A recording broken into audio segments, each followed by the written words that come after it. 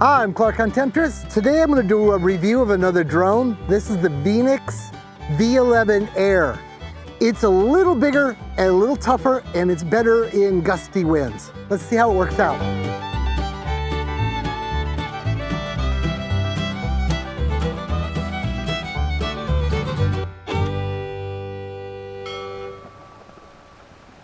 Like every drone, it's the drone and its controller and some batteries. This comes with 2 batteries for 325 bucks. It does most everything that the high-end drones seem to do, except it doesn't do collision avoidance. And honestly, I'd rather pay less and maybe crash one and buy another one and still be paying less, you know what I mean? I see them as semi-disposable at this price.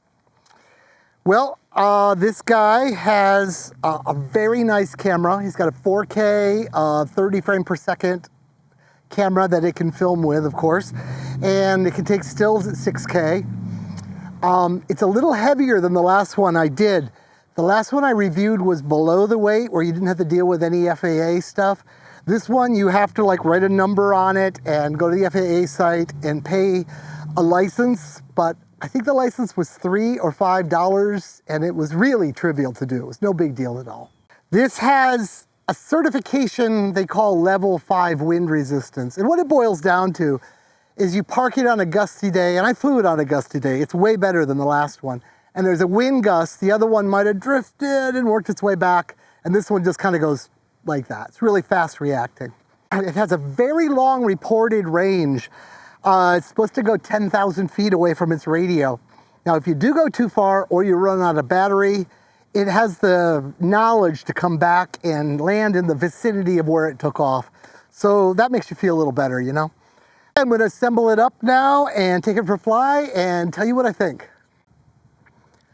Okay, I've assembled it all. I put my phone in this little cradle on the top.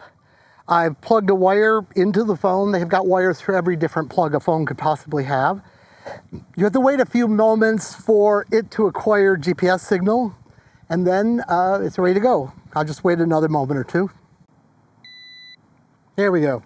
All right, that last beep was it saying it's ready, and now it's telling me in voice that it's ready. To wake it up, you just pull the sticks kind of towards you and towards each other diagonally, and then take off, and up we go. Now, I filmed all this before, but I stupidly didn't tell the thing to start recording. Video mode, I'll say to record. Okay, now it's recording what it's seeing. Well, let me first check out its camera by comparing it to my other camera. So I'm going to fly it over the tripod.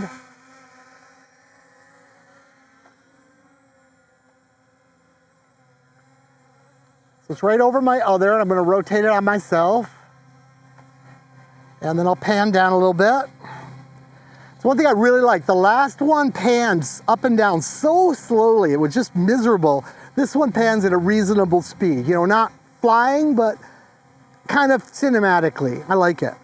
So we'll compare the two from the big, rather expensive camera with lots of glass and lots of ability, and this little teeny camera that, if it's as good, that's great because it can fly and this one can't. Let me play one trick that I think is pretty cool. I'm going to fly it over my head. So it's centered on me. And then I'm going to tell it to do this trick. Actually, I want you higher, please. Up it goes. And I'm going to do this trick where I tell it to just go around me. I'm getting it above the trees because I don't want to crash in the trees. Okay, I'm going to say orbit flight. And it's going to back off a little bit, and then it's going to do orbit around me. And in fact, I'm going to tell it to back off a little more. And move the camera downward. And there we are. So it's just going to orbit around me and film me from all sides. It's kind of an interesting shot. That's my mom helping me out. She's got her cell phone going on for us. Lost in the sun, but it doesn't matter. I used to do radio-controlled airplanes in the old days, and boy, you lose it in the sun, it crashes. This guy, taking care of business. Okay, I'll tell it to stop doing that. And now I'm gonna turn it around and fly it out over a lake. Okay, I'm now flying by the screen. And it's out there going over a swamp because we're in Florida. And now it's out over a lake. It's quite a ways away. I can sort of see it through the trees. I'm gonna say go a little higher. I'm anxious to see what this footage looks like, you know, on a good computer. But it's out there. I can technically see it, but I'm gonna do this now. I'm gonna push this button and it should come right back to me. I'll feel better if it starts coming back. Oh, here it goes.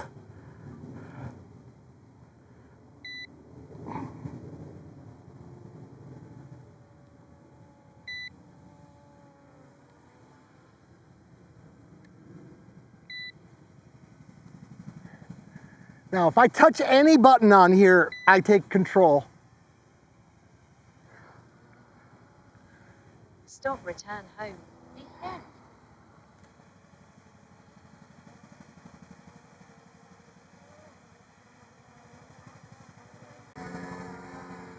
And there it is.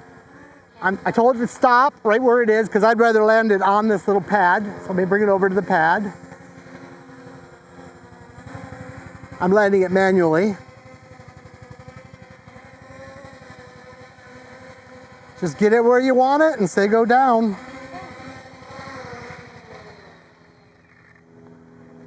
And that's it. That's my flight of this Veeniix V11 Air. I think this is pretty cool. I think I prefer this one to the other. I'm gonna now use my dipping trick. I put in detail in the other video, but I have a little contraption that if we dip into the water, it'll tell us if the water is deeper than a certain amount. In short, we can say, will our boat fit there? So I'm gonna jump over to the lake where I can see it. We're gonna do that now. Okay, I've attached a little string to the bottom of the drone, and it goes to this little bit of polypropylene webbing, polypropylene floats, and a fishing sinker, which is adequate to sink the floating ribbon. So if I dip this into the water, if the sinker touches the bottom, this will float. And if the sinker can't touch the bottom, this will sink. So whether this floats or sinks tells us how deep the water is. And we can adjust this bit of string down here. So let's go see if the water's deep enough for our sailboat. Flying in cruise speed.